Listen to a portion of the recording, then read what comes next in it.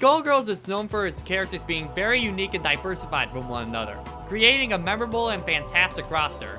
And arguably the fan favorite of these is the zombie singer Squigly. But there's more to Squigly than just being one of the undead. There's several hidden references within her character to other medias and mythology. I'm the Kitsune Hawk. And I'm WiiDude83. And today we'll be looking at Skullgirls reanimated opera singer Squigly.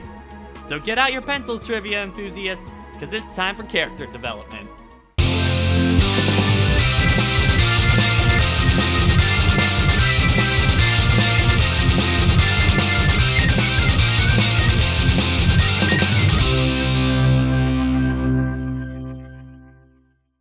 Squigly's sources of inspiration are very detailed and varied, so finding a good place to start might not seem easy at first, though the quickest way to get started with the analysis is by looking at her full name, Siena Cantiello. Her first name, Siena, is derived from Siena with one N, a city in Italy along with Siena with two N's, an earthly pigment made of iron and manganese oxide. Siena was used by the first humans to create cave paintings. To this day, Siena is a common brown pigment used in various forms of art. Cantiello is likely derived from the Italian word cante, meaning count. The ello suffix means small in Italian, so Cantiello roughly translates to little count, or in this case, little countess. Squigly's full name was originally meant to be Siena Quintin Ciscia Cantiello, with Quintin being an Italian word meaning born fifth and queen settlement, paying off of her last name's meaning. Sishan, on the other hand, goes back to her first name. The Sishan were a Stone Age civilization who lived in what is now China's Hebei province, though they aren't particularly famous for leaving behind cave paintings.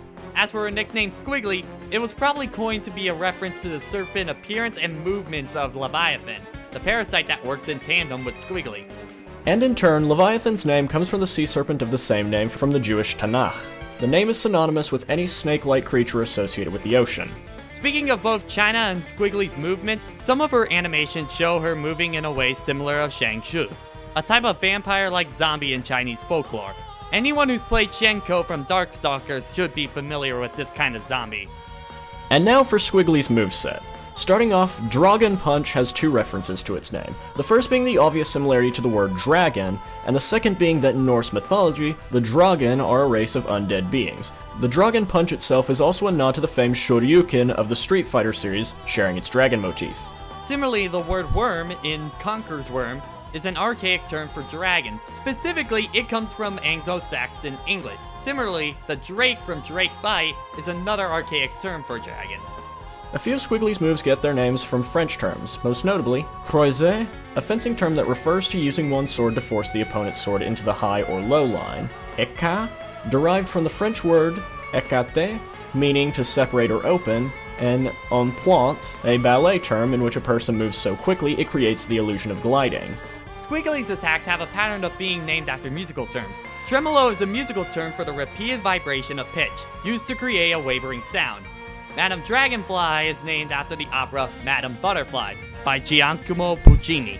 An arpeggio is a musical term referencing the musician playing notes in a chord ascending or descending. Adding yet another mythos into the attack lineup, Ouroboros Circlet is named after a serpent from Greek mythology, being a snake depicted as eating its own tail, symbolizing the cycle of life and death. Some of Squigly's attacks even reference other video games. Silver Cord is a direct reference to Scorpion's Whip from Mortal Kombat, even saying "get over here" from time to time. And Rise from Your Grave is a reference to the arcade/Sega Genesis game Altered Beast. Zeus says this at the beginning of the game.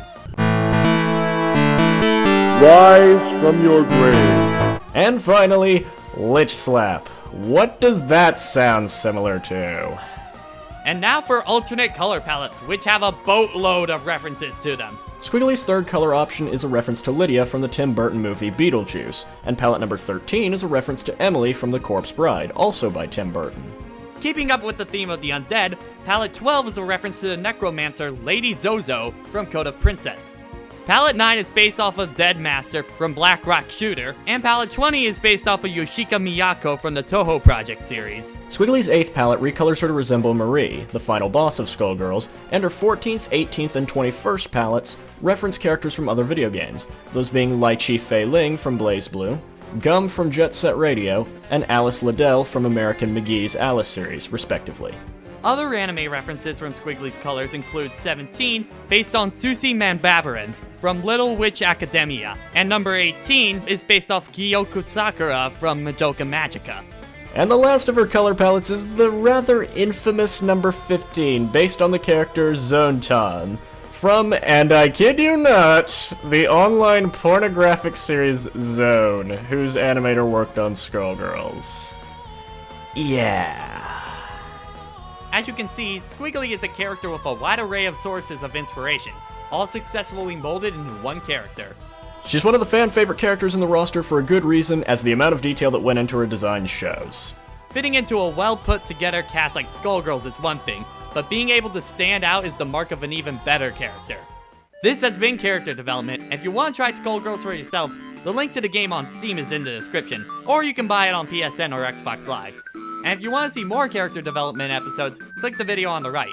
And if you want to see more of my stuff, hint, hint, click the video on the left. Thanks for watching, and we'll see you next time.